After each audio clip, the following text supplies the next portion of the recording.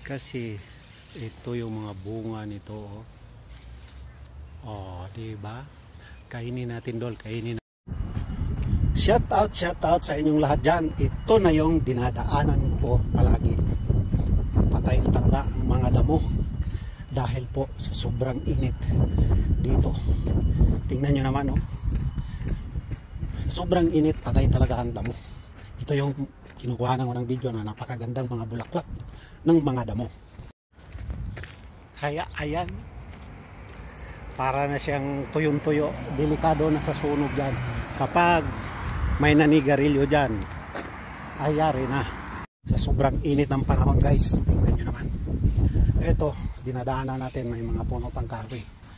Kaya upo muna tayo dito kadali para magkwentuhan muna tayo. Pahinga muna tayo dahil napakainit talaga ang panahon. Okay.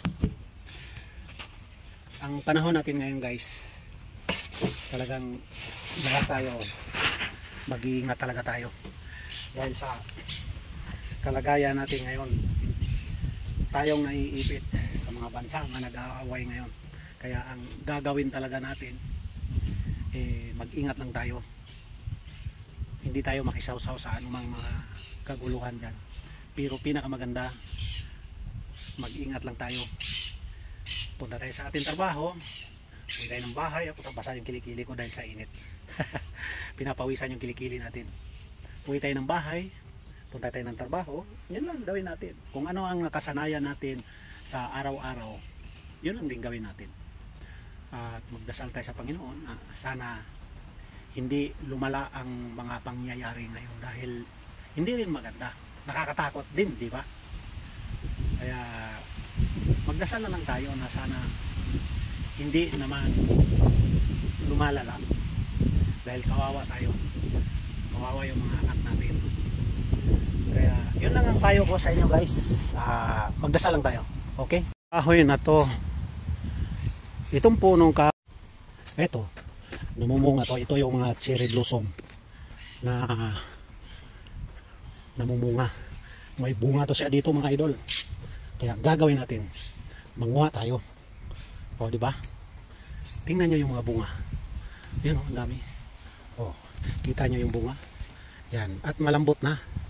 Kumuha tayo, kainin natin. Mayroon namang puso doon o gripo. Hugasan natin to. O, di ba? Dami, oh. O, matamis din to pag hindi pa siya hinog, maasim. Ang daming bunga sa taas. Hindi ganong halata ang bunga. O, di ba? Kasi kakulay din ang dahon niya.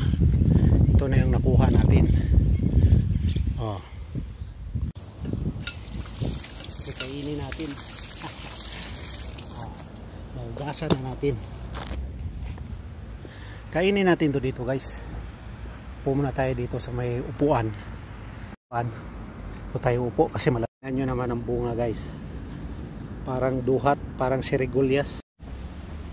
Matamis na masim-masim.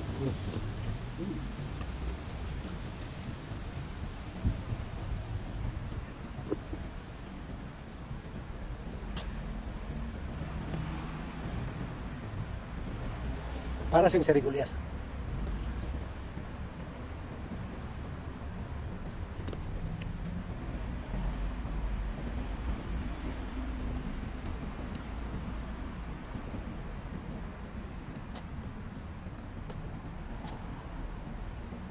Bye-bye. Thank you for watching.